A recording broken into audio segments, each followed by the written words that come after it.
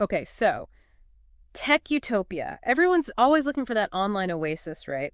Where you're in control, you can speak freely, maybe even make a little Bitcoin on the side. Yeah, it's more than just a dream now, right? People are actually building it. Exactly. And that's what we're diving into today, Nostra, this decentralized platform that has everyone buzzing. It's got that Wild West vibe, Yeah, you know, but with huge potential. totally. And to really understand it, we're pulling from this Bitcoin magazine interview. Mhm. It's this room full of developers, entrepreneurs, all hyped about online freedom. And it's contagious, the energy. It really is. But before we get ahead of ourselves, Nostra in a nutshell. So it's not trying to be Facebook 2.0. It's more like, hmm imagine if email got reinvented, but like for the Bitcoin age. Okay, now you've got me really intrigued. Break that down. Email reinvented how? Right. So think of Nostra as the protocol, like the SMTP of email. Then you have clients like Damus, Amethyst. Those are like your Gmail or your Outlook. Ah, okay. But all built on this decentralized network. So no more tech overlords, Yeah. no more censorship. Exactly. You control your data. And it's all tied to these cryptographic keys, right? Which is a big deal for privacy. Huge. But okay, keys, cryptography. Hmm.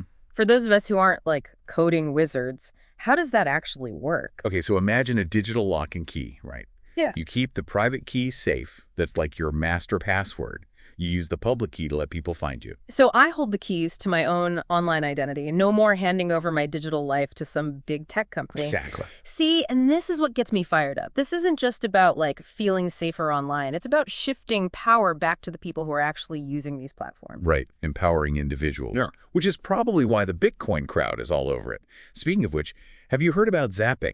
Oh yeah, $10,000 for a viral post? Are we talking about the same thing? What even is a zap? Yeah, so zapping is basically sending Bitcoin, but like micropayments, directly to other users. So instead of you can toss someone a few sats if you dig their content. Exactly. Okay, I've got chills. This could be game changing, right?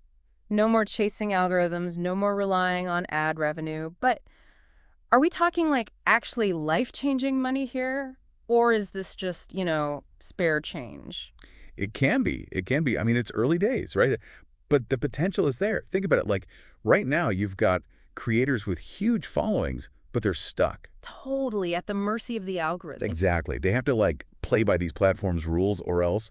But with Nostr and Bitcoin, it flips the script. Because suddenly your audience can fund you directly, and that value adds up. It does. And it's not even just about the money, It's about genuine appreciation. Right, like a real connection between fans and creators. Exactly. So much more meaningful than just a like or whatever. Way more meaningful. Okay, so creators win, fans win. The whole system runs on a decentralized network that's resistant to censorship. It all sounds a little too good to be true, no. I mean, there have to be downsides. Yeah, you're right to be, cautious. One thing is scams. We got to talk about scams. Right, because anytime you have money changing hands, you know someone's going to try and take advantage. Exactly. So that's something to look out for. And then there's the content moderation issue. Yeah, that's the big one, right?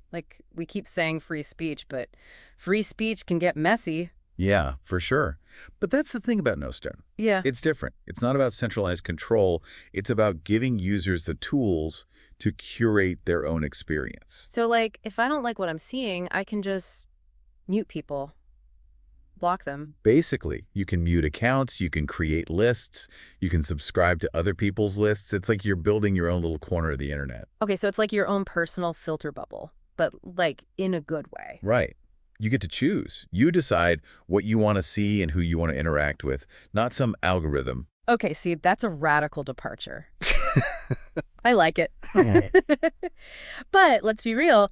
Right now, Nostr feels like this niche thing. It's very, in the know. How does it go mainstream? Right. It's easy to talk about this amazing new world, but how do you get people to actually use it? How do we get past the learning curve? Well, that's where some of these ideas about how to visualize the network come in, Okay, yeah, because right now it does feel very underground. You kind of have to know where to look, right? Right, exactly. But imagine, if you could see Nostr, right, visually, not just as a single feed, but as this whole galaxy of different communities. Oh, okay. Now you're talking. So instead of just scrolling through one feed. You click on a map, right? And there's a cluster for tech, one for music, books, whatever. Suddenly it's not just about Bitcoin. Right. It's easier to find your people, even if you don't get the tech stuff. That's actually huge. Yeah. It makes it way less intimidating for newcomers. And Huh. then once you're in, right, once you send your first zap and you realize, whoa, that went straight to the creator, It clicks. You get it. it clicks and there's no going back. Exactly. It's that feeling of like actually owning your online experience. Exactly. Like, remember the early days of the internet? Oh, yeah. So much potential. Nostr has that same energy. It's like, we're figuring this out as we go. Hmm. But that's also what makes it risky, right? Totally. So let's talk about the what ifs. What could go wrong? Yeah. Because there's always that, right? Every tech utopia has its It's dark side. exact. Well, I think the biggest question mark is community, right? Like, can you have truly free speech without it turning into, The free for all. yeah, basically. Yep. Can you build a healthy online space? Can you avoid the echo chambers and the trolls? Right. Because in the end, it's not just about the technology. It's about the people. Mm-hmm. Always comes back to that. Exactly. So, listener, as you're thinking about Nostr, ask yourself, are you happy with how things are now? Do you trust these big tech companies with your data? Because Nostra is different. It's about putting you in control. It might not be perfect, might not be the answer, but it's a chance to build something new. That's exciting. It really is.